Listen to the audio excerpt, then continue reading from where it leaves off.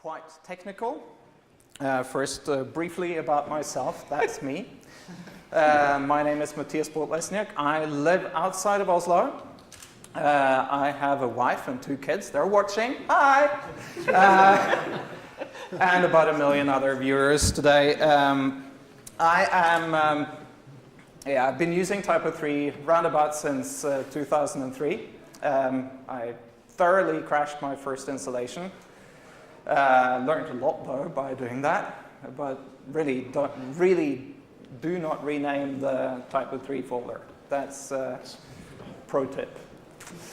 Well, I'm also in the TYPO3 Association board where I'm working with communication. So now I'm communicating, so I'm doing my job. And I'm not the other Mathias. So if I've changed from earlier today, that's because I'm not who I was.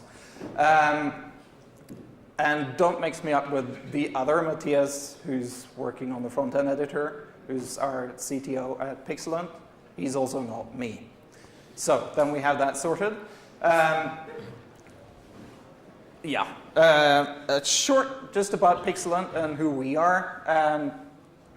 We've been doing TYPO3 for 11 years. As a company, we're around 52 employees today, 14 nationalities. We've got something like 400 clients and 1,000 websites. And we're a full-service agency. And new of the year is that we also do digital marketing. And we've actually joined forces with a few of our sister companies. And we're now called Resultify, and Pixelant is a brand name under Resultify. So we actually bring results, which we did previously too, but now we've got it in the name as well. We've got offices in Oslo and Gothenburg and Malmö, where the main office is, and then we've also got an office in Lviv in the Ukraine. Thank you. So, well, okay, we're going to talk about front-end editing today, and front-end editing is actually really cool, and I think that front-end editing is really something that is very important for TYPO3 in the phase that we're in now. It's especially important, of course, for the editor, but don't forget the marketers and the salespeople. It's also actually really important for those guys. But let's take a look back. We've actually had the front-end editor for quite a while.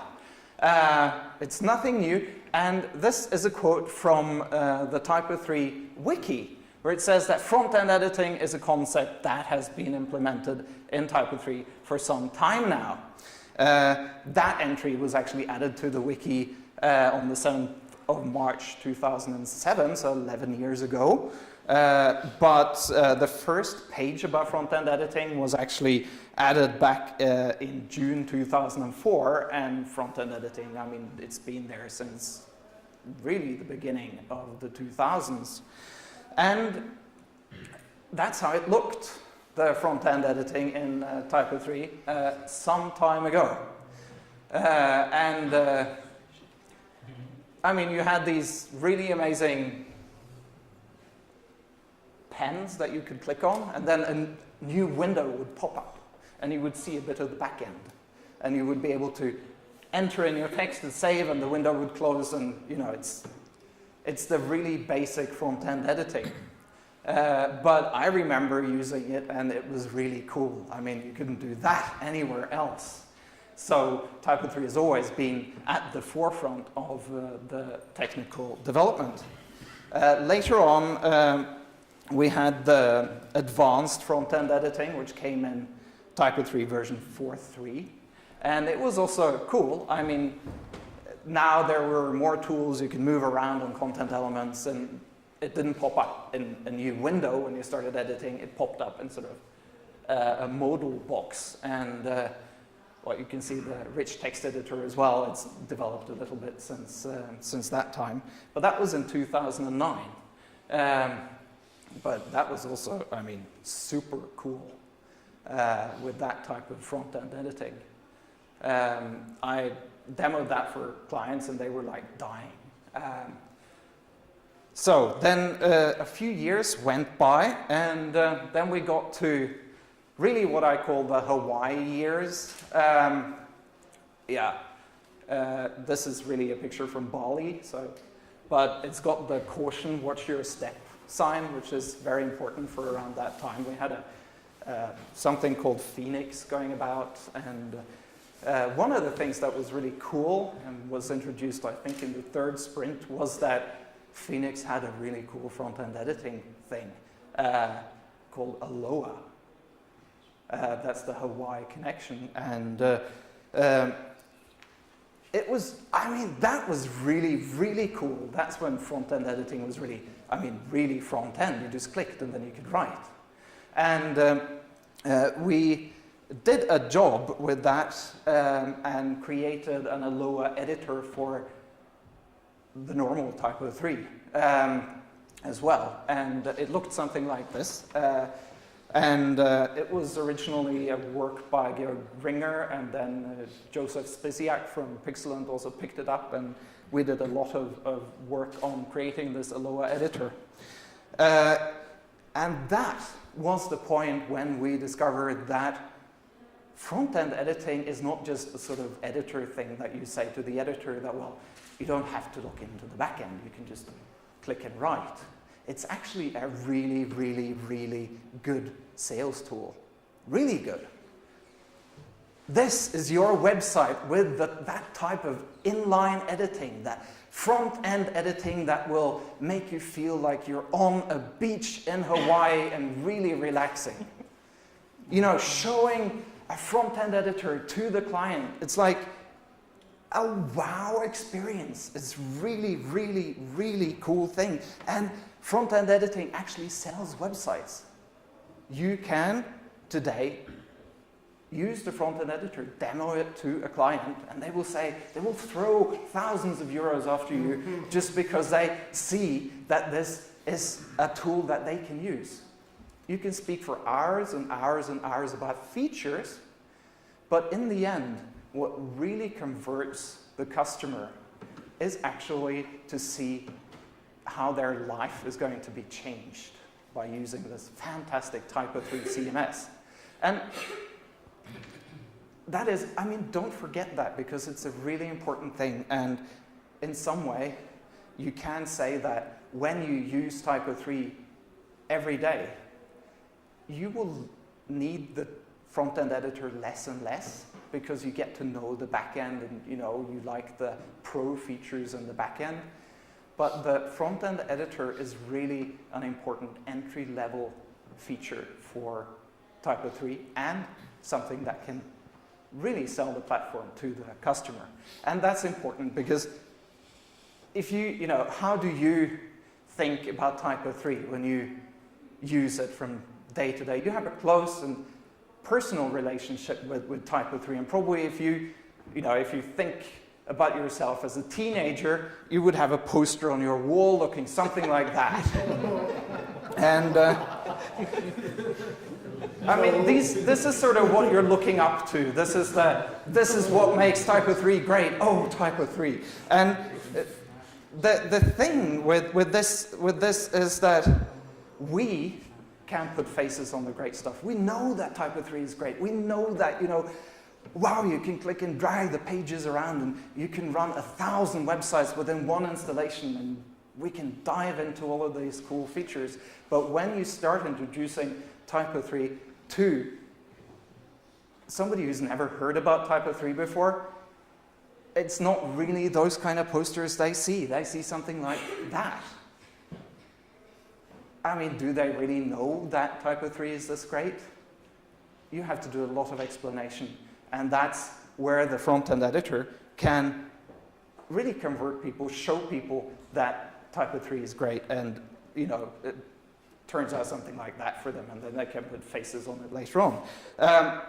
But it's an epiphany, really, to see the front-end editor being used. And for TYPO3, that is also something that we can look at when TYPO3 now is expanding to new parts of the world. It can actually give us a competitive advantage, because we don't always have to talk about the features and compare features. We can just show them, oh, it's this easy to edit a page. And that puts us up on the same level as a lot of other CMSs that maybe don't have the features, but they have the wow factor. So, imagine the world. You're going to expand your business and you're showing TYPO3 to new customers. Then it's really important to remember also this, of course, but the sign here has stopped being important. The thing is that TYPO3 really needs a state-of-the-art front-end editor. But the thing with these front-end editors that I've shown screenshots of is that through the years, new technologies have come and, well, even the Aloha editor wasn't that great in the end. There was a lot more that could be done. I mean, it wasn't even a part of the core. So what we did from the Pixelant side was that we thought that we should have a crowdfunding campaign.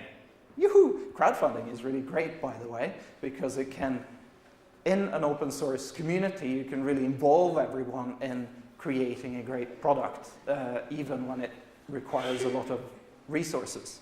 So we started with the crowdfunding, and we had a goal that we would get 50,000 euros.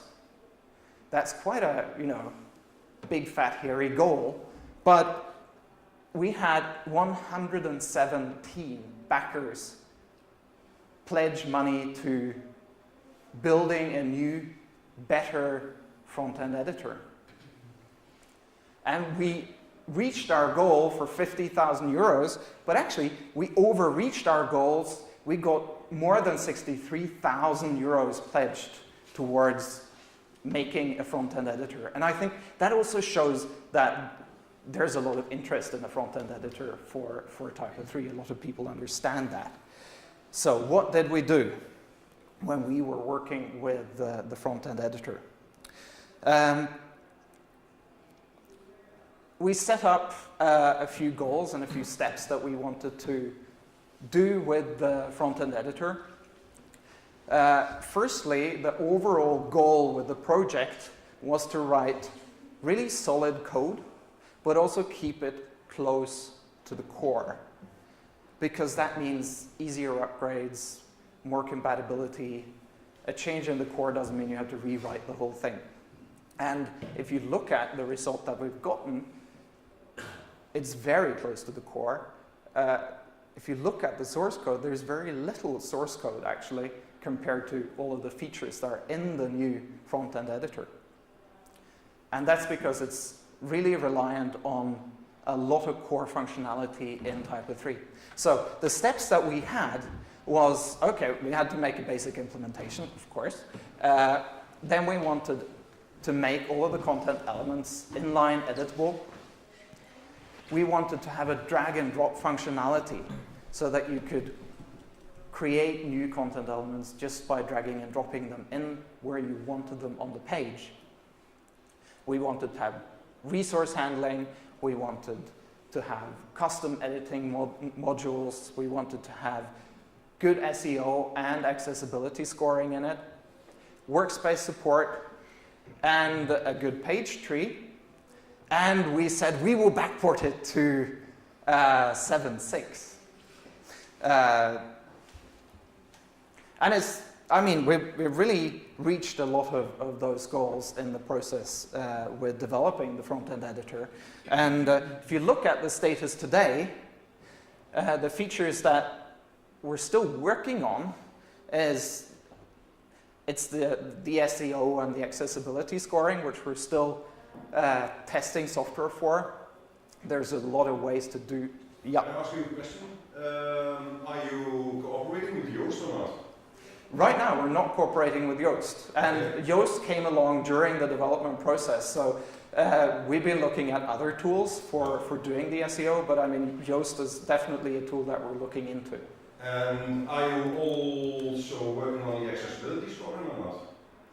We are working on it, but there too, there's a lot of different tools, and we had to find... We need to ask, because I'm currently on a project with accessibility testing for TYPO3, so... Cool. Okay, we'll talk afterwards. That's good. Yeah, super.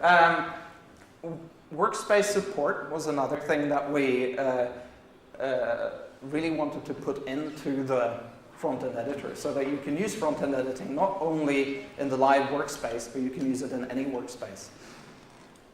We're still really wanting to do that, but we've put it off a little bit, because if you, I mean, who of you have used the workspaces in the last couple of months or years? Yeah, you have. There's not a lot of people using them every day. But if you try to use them as well, you'll see that it's a really nice interface where you can sort of drag between the live version and the workspace version. And there's actually its own little interface for previewing the workspace in the front end. And that's actually a challenge, because building a front-end editor also means that you have to change a lot of the user interface. And right now, the front-end editor is just placed on top of the workspace preview, which overlays a lot of the user interface elements. So it doesn't really work, so we're not doing it. It's supported by the core of the front-end editor, but we don't have a front-end for the workspaces right now.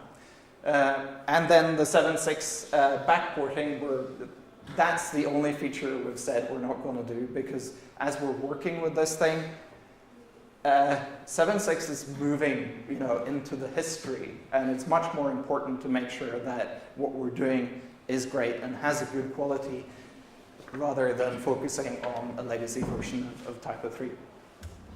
So the status today is that it is working. There's a little star there, which I'll talk more about, but it is actually working, and it's working really, really, really well. The first release of the front-end editor to the TER was about a year ago. We've had 23 releases since then. And from TYPO3 version 9.4, it will be a part of the core. So it will come with TYPO3, and it will be fully integrated. And we're expecting that around about the 4th of September 2018. Of course, with release dates, you can't say the exact date, always half a year in front, but somewhere around there, we'll have it in version 9. So that's the status right now, and we're really looking at using a lot of the new functionality that is in version 9 as well, such as the new page tree, for example, which is using a technology called D3, which is really cool for showing the page tree. Drink. Okay, now I've talked a lot about how amazingly great and fantastic front-end editing is. So let's run a little demo and see what we can do with the front-end editor today. So let's see, I'll just exit my, let's see, here we go. How many unread mails did you have? 4,000? Yeah, I have something like 4,000, but that's because I have system mails, and I have like 4,000 coming in every day, and I don't read them. Sorry.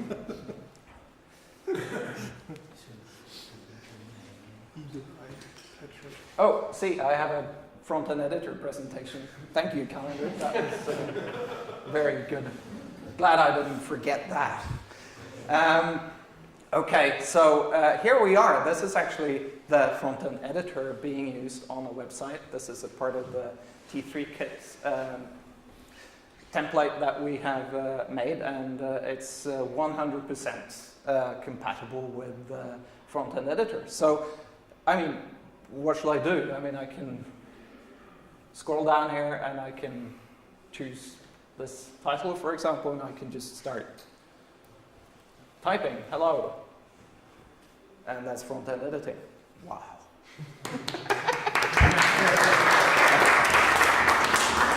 And see, now you're throwing thousands of euros at me, because this is like the CMS you want to have at home, right? No, at work, I mean.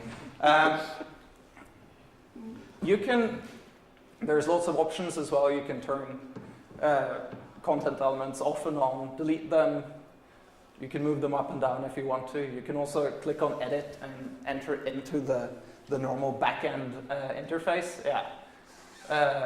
Yeah, I won't do that right now.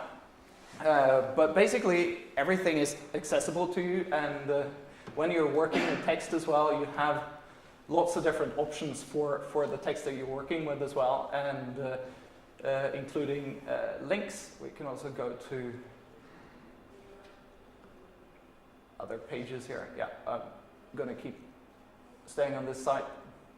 But basically, you can also edit content on top of a movie. Wow. It's moving and I'm editing at the same time.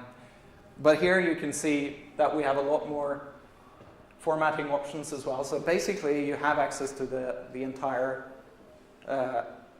rich text editor when you're editing in the front end.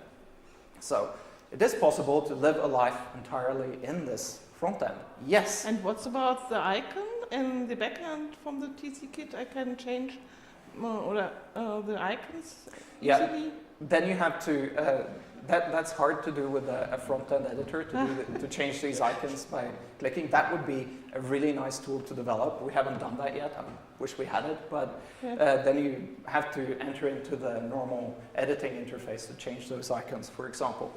But you have access to a lot of the normal tools that you have with content elements. You also, of course, have access to the page tree. And this is the version 9 page tree, looking really great. And you can do everything pretty much with this page tree that you can do in the back end. You can search for pages, you can click on them and move around. On the other side, oops, this is just really difficult to move the mouse while let's see, there we are. I'm looking another way while I'm moving the mouse on the other side. You also have access here to all of your content elements on the side. So you can take any content element that you want, really, and drag and drop it into where you want it on the page. So, and now it shows up like this. You might remember that from the older versions, but the reason why this one comes up is that we have to have some functionality implemented that will insert default values so that you can start editing them, and that's not in place yet. But basically, you can type in a header and put in whatever text you want. There we go. And I'll do save and close here. And then the page reloads. Yeah, that appeared there. That was a bug. But it's editable anyway. It's live. Yeah, this always happens when you do a demo. So I'll remember next time to drop it there. So.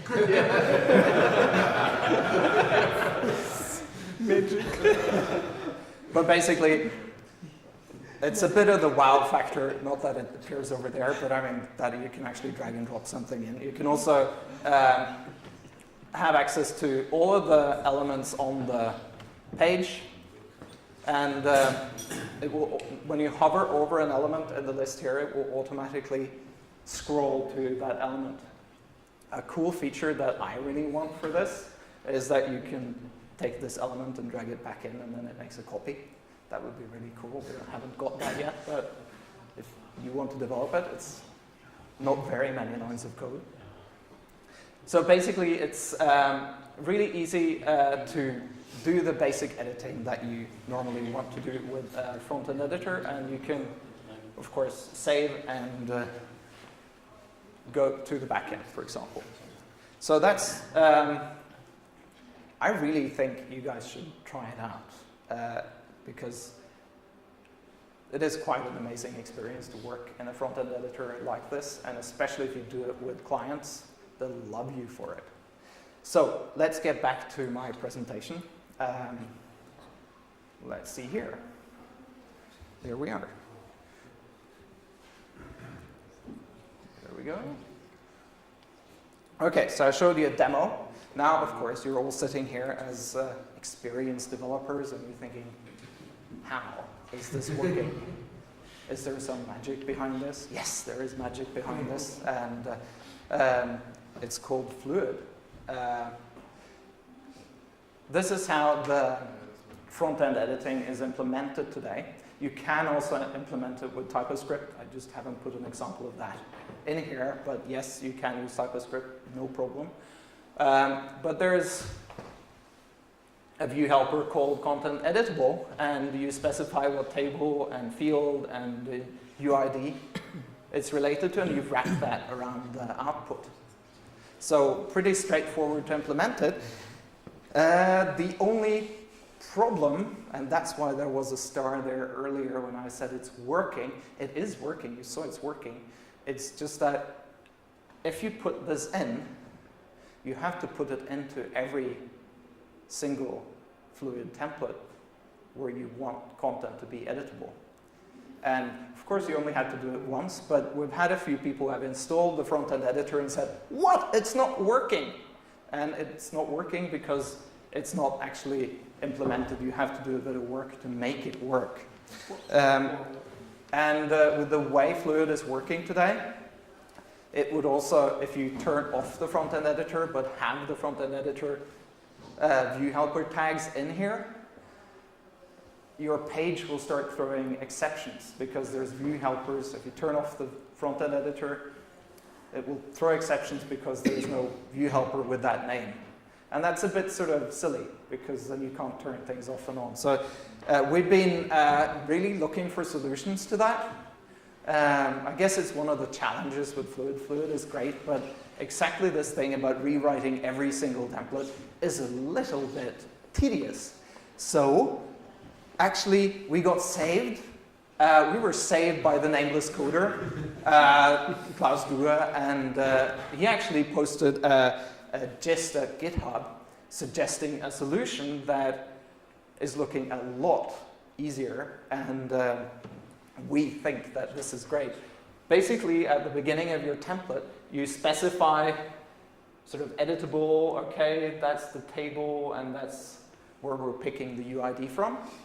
And then all of the editable content that you have will, from that table, will become editable.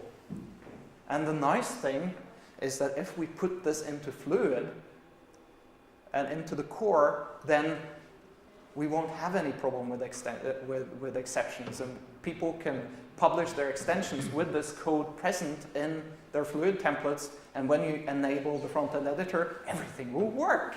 So it's great. So that's the future with the front-end editor version 2 that we will be launching together with version 9.4 of TYPO3. So really what will happen is we will have these expression nodes probably looking like that, which will then reflect the TCA.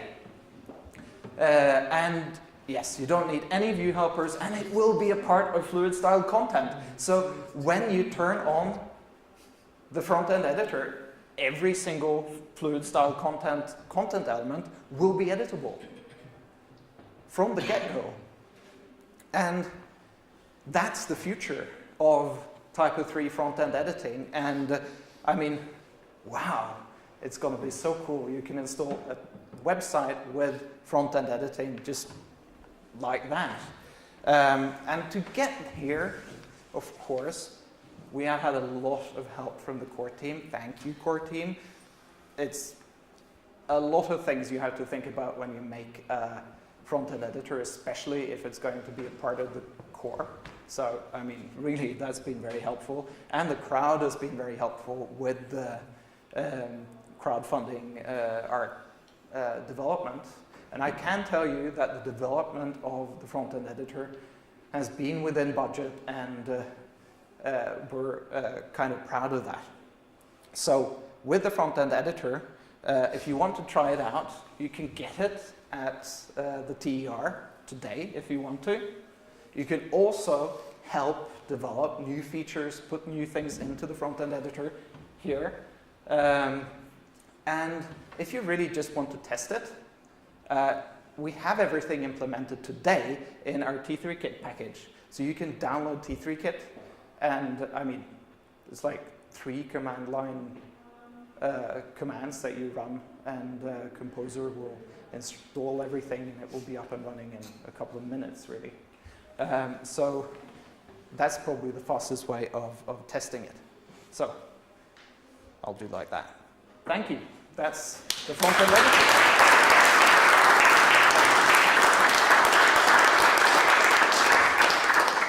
Any questions? There's a drunk man over there. Mathias. There's a question. Yes, the RTE showed all the styles are in the header, right? On top when you click content element. Yeah. Did you think about moving some of those styles, often used styles, close to the content element? Yeah, that's definitely a thing that would be nice to implement later on. Right now it's not implemented in the front-end editor, but yes, it's one of these things that you can go and implement if you want to. But one of the things right now is because the front-end editor is going into the core, it's important that we get the whole front-end editor stable and make sure that the features that we have there are actually working well, so that we don't put new functionality into the extension and then suddenly have a non-working extension that we want to implement in the core. So also an option that would be really nice is also to implement new features that are hooks or plugins into the front-end editor. There is some possibility for that already, but that is also a thing that can be developed further so that you can have extensions that extend the front-end editor. Nice. How do you handle? You showed the stuff of Klaus Du. Yeah. And can you exclude fields from editing? Because you have some fields which are not text fields or other fields, and you don't want to have it in front-end editing. That's one of the things that we're working on solving. Another thing is, of course, also user access that needs to be built into it, so that if you have a field that you as a user don't have access to, you can't edit it in the front-end editor. Yeah. So that's something that we're working on. And like with permissions, do you use everything which works currently with permissions in the backend? Does that work in the front end as well? What we actually do is, with some projects, is we limit some content elements to columns. So when you're in the right column, you can have different content elements which are, which an editor can add to them than in the left column. And for the backend, that's really easy to do. But I don't know if that's workable for the front-end editing. Difficult question. Basically, as much as possible of everything that has to do with access rights is handled by the backend APIs. Yeah, okay. So if it's there, it's there. Yeah. But if you look at exactly the drag and drop functionality, I don't think we have that as built-in right now, that you can drag and drop and it will notice in the JavaScript level, on the JavaScript level, which columns you can actually drop into. Yeah. Yes. And does it also work for, by the way, I'm not a developer, I'm a very blunt end user, so I will not be able to help you with it actually. No problem. I'm your developer. Yeah, talk to him. Will it also work with custom-made content elements which also have nested elements? Yeah, it will. It does already. We are using grid elements today, which is a type of custom elements, and it works to drop into those columns, and yeah, no problem. No excuses anymore. What? Yes.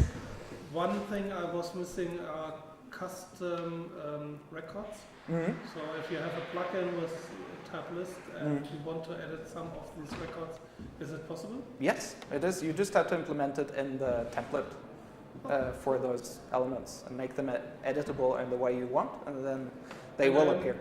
Also able to add new records in this list? Yeah, you can. Okay. Yeah. Cool. Yeah. You say that the view helper will be removed in version 2, or will they stay and the shortcut is in addition to the existing view helpers? Because if I imagine a search result and you find a typo and want to fix it, there are mixed different results. So you can't tell in the search result template that's all content, but there are news and calendar entries and stuff like that.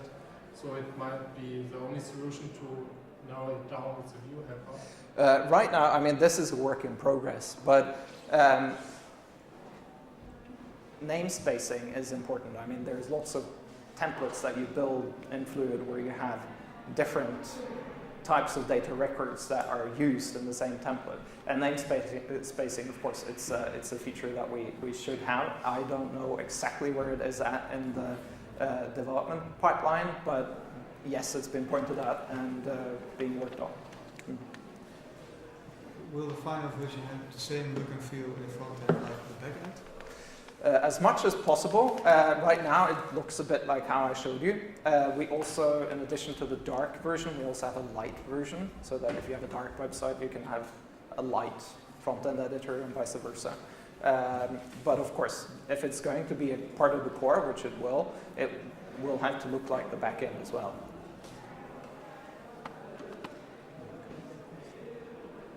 Nice. All right. Thank you very much.